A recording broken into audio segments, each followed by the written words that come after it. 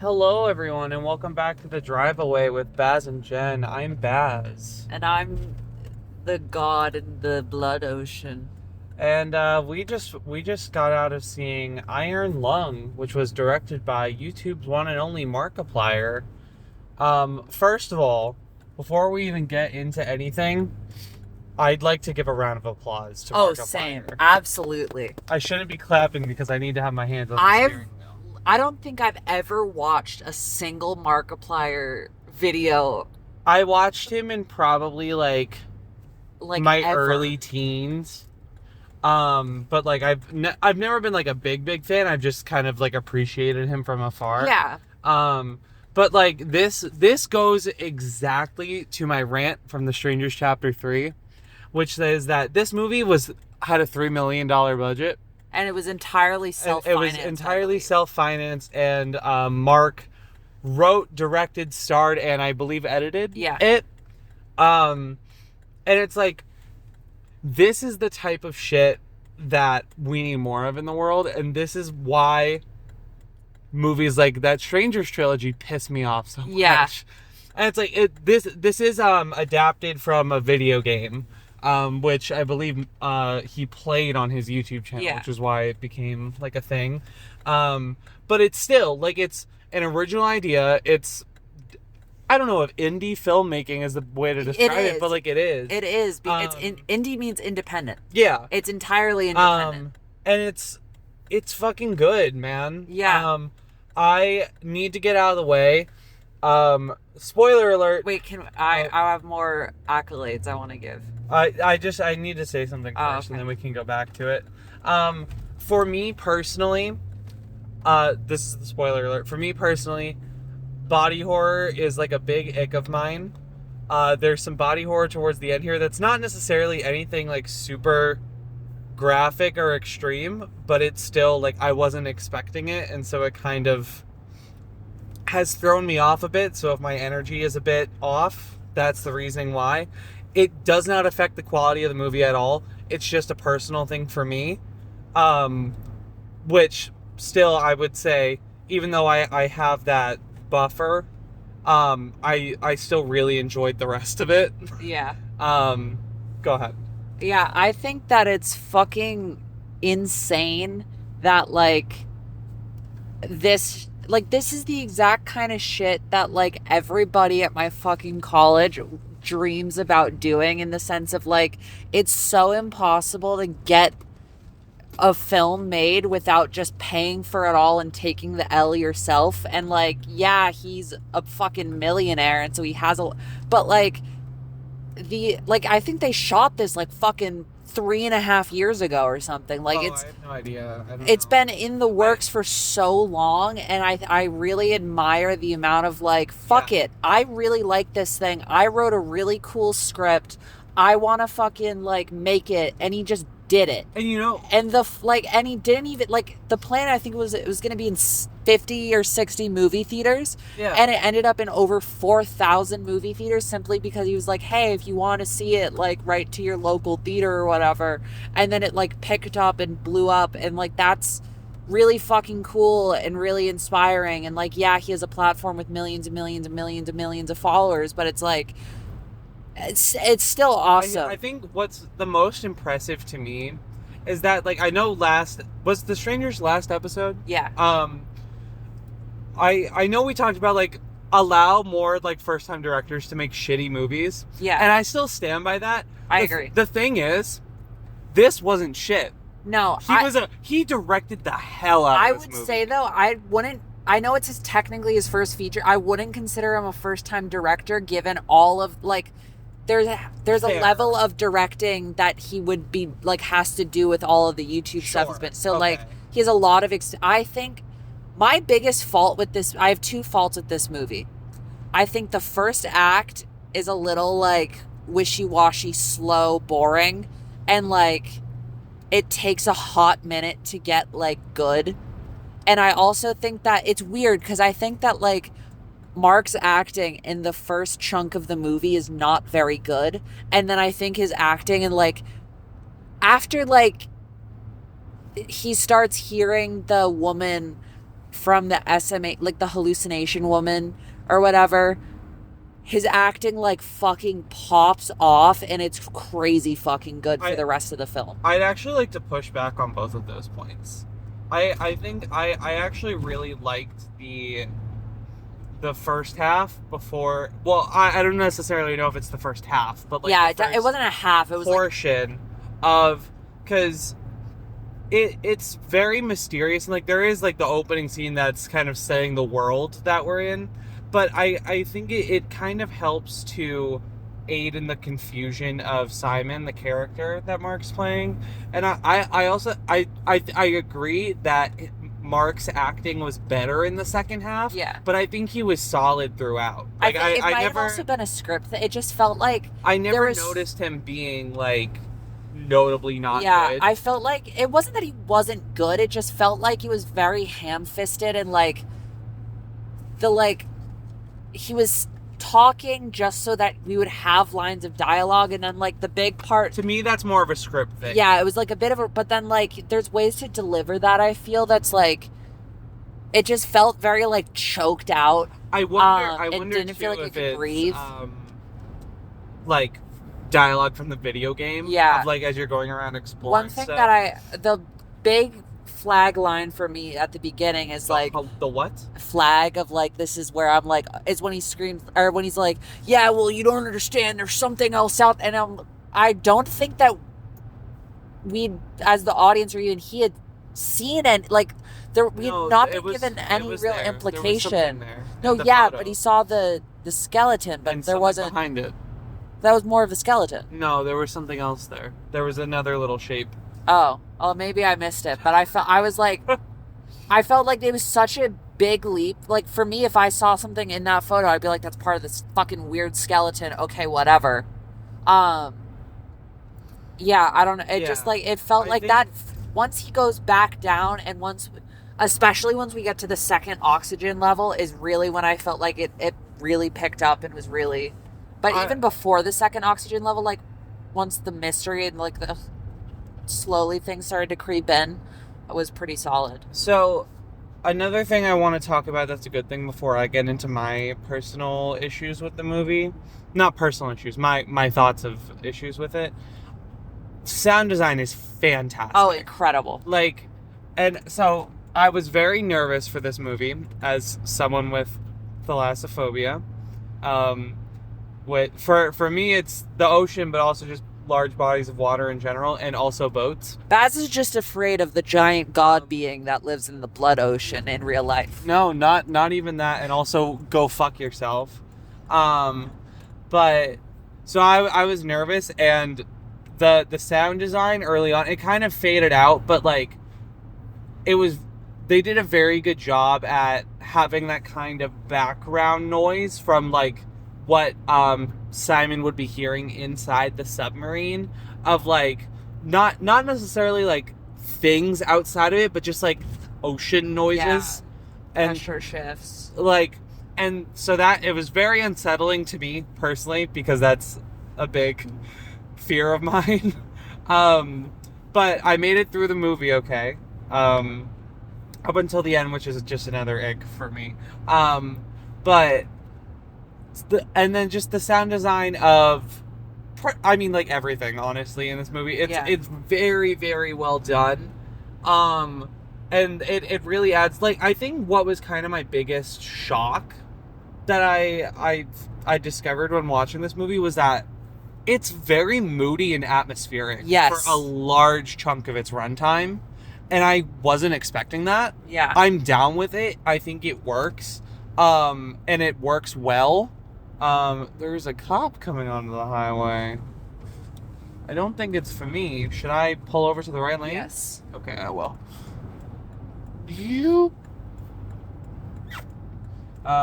Things we learn on the Driveway podcast. I thought that the camera, and it's weird because they were so high quality, I felt like the cameras and lighting made this look more amateurish with how perfect it was. I disagree. I felt like it was too clean in the way it was dirty.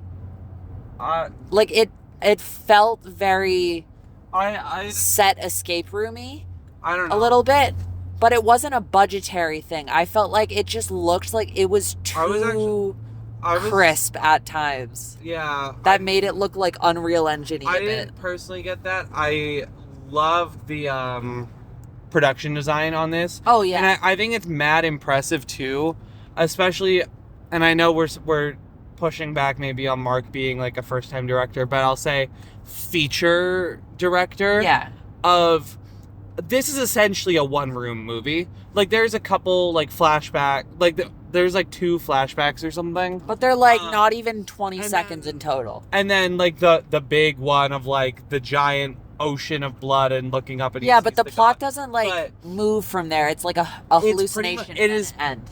You know, 97% within the submarine, and I think it's, and I both liked and didn't like early on, before like leading up to him getting the note to cross the wires to turn on the computer, whatever shadow or whatever the fuck that he sees. Oh, fuck that, yeah. That, first of all, great scare. Second of all, it sort of like quote unquote like unlocked like that other little section around the corner with the computer. Yeah. And it like, it's a tiny room.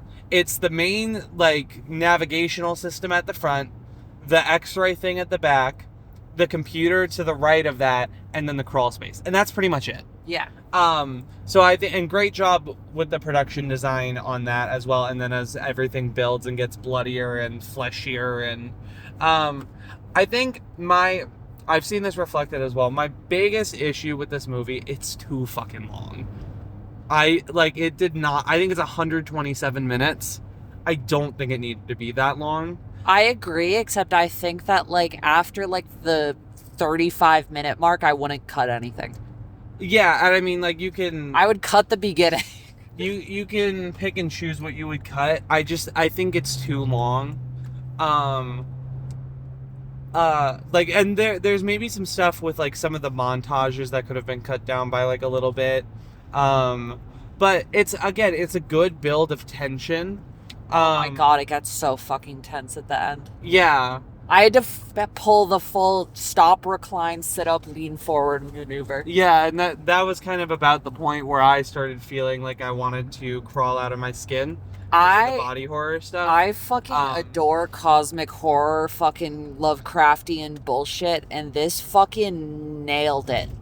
Like, to me, not, like, he was turning into a fucking, like, weird fucking split mouth monster version of the big ass god guy, which leads me to kind of think that, like, it's a fucking, or not the god, but the monster in the ocean was a person. Because they said they can feed off of it, but they shouldn't. And then, like, when he gets, like, the blood in his eyes, which is when he starts hallucinating, which is some classic fucking cosmic horror bullshit, when you get the goo in your eyes and now your senses are unlocked. But, like, fucking... And then he starts fucking growing all the fucking... I think... And his arm comes... I want to shift away from this topic, because it... the SFX were gas. Yeah, I love the god being. I really hope that's the implication, that it's people. But I think another issue I have, and maybe this is just like part of the mysterious cosmic Lovecraftian stuff, I was a little bit confused with, I guess, like, what necessarily, like, the mission was that he was sent down there to do. His mission was to find SM-8 without actually telling him that. Or was it? Because it seemed like... Well, it was that, but it was like retrieving samples because they're trying to find a way to get food because they don't have soil or trees anymore.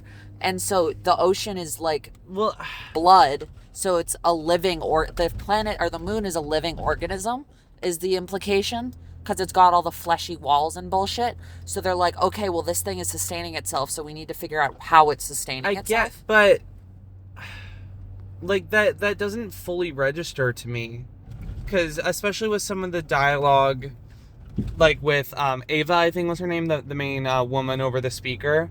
Like, there just seemed to be a little bit of a conflict between, like...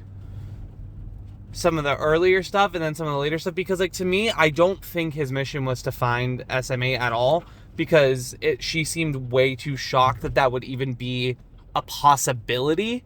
So like I don't think that he was sent down there to like. Well, he was sent there to find their salvation, which SMA I guess found. It just seemed like he was being put on a death mission. Well, I think because also like she said, like we don't need, like the samples aren't going to do anything to us. I think the salvation is like they were sent to go find, you know, whatever.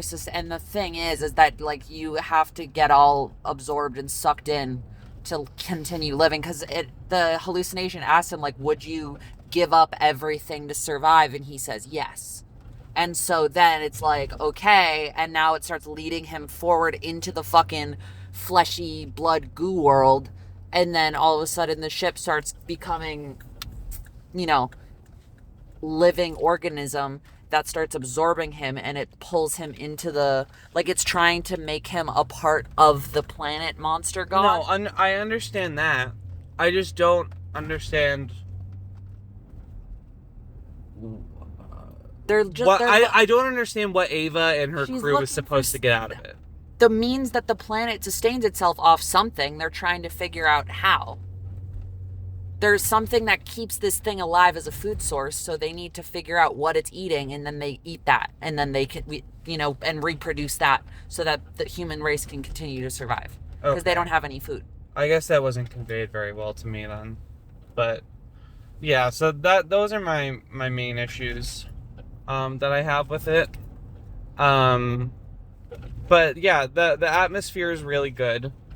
Creature, dare I say, 10 out of 10. Hey, I think you kind of put creatures at a 10 out of 10 in every movie. No, I didn't. I put Keeper at like a 7. And then I put the other one lower than that. I would put this as a 10 out of... This is one of the best creature designs I have seen, me personally. The computer's still on. Yes. It's trying to render video files. I really like all the bullshit that went on in this film. Yeah, I'm a solid fan.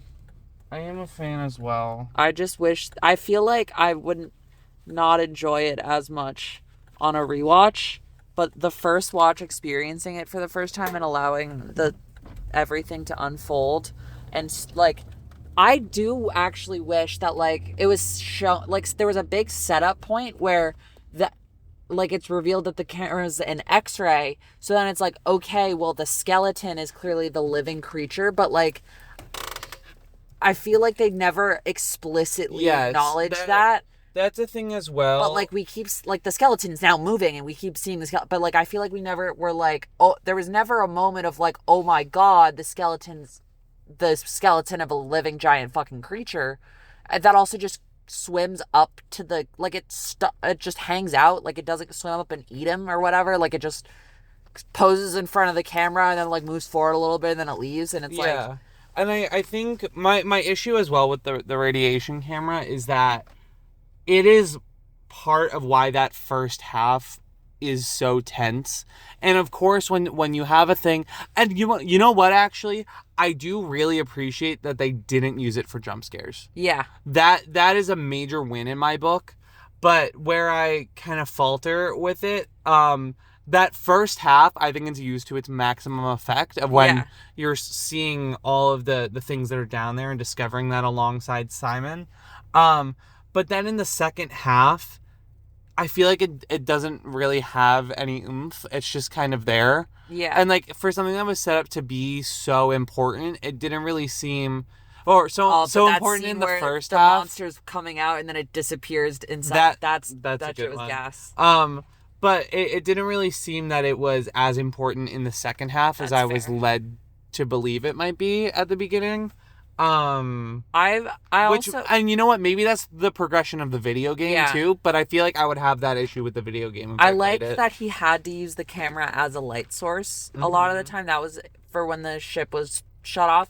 The one thing that like the lighting in this movie is fantastic. I wish there were several montage scenes where he's like mapping shit out. We could have cut some of that. Not even cutting it. I wish we knew what the fuck he was doing. I didn't understand how the fucking ship navigation system worked until like 75, 80 minutes into this fucking movie, and like I feel like I just didn't get what the fuck was going on, and like I feel like they could have spent a little, a little bit blip of to time try and explaining it and less like seeing him do it. and just cause he just like and he just like does and it's shit. like he's going around mapping coordinates as he moves, and it's like I didn't get that he was mapping a cave system. I didn't get that they gave him a fucking, like, I saw they gave him a map, but I didn't realize it was like a cave. And like, yeah, it just, there were a couple like plot line things that were a little hard to follow. But yeah, that's my thoughts. Really solid. Yeah. Really good. Markiplier makes more movies. All right, Baz, I'm going to ask you a question. And I won't do a bit. Thank God. It's been like 3 in a row. Letterboxd rating? I think, even though I have my personal issues with it, I think I'm gonna give it a 4-star, because I'm very impressed with what I saw, and it's very atmospheric, it's very moody, it's very solid. Even though I have some confusion with the script, I think the feat of making this movie, like, the other rating I would consider giving it is 3.5, but I think just the feat of making this movie and it turning out as good as it is worth the extra half-star for me. And like, again, I did enjoy it up until, I should restate, the last 15-20 minutes or whatever it is, it's a fantastic part of the movie. It's just my own personal thing that is like, oh, I'm not enjoying this.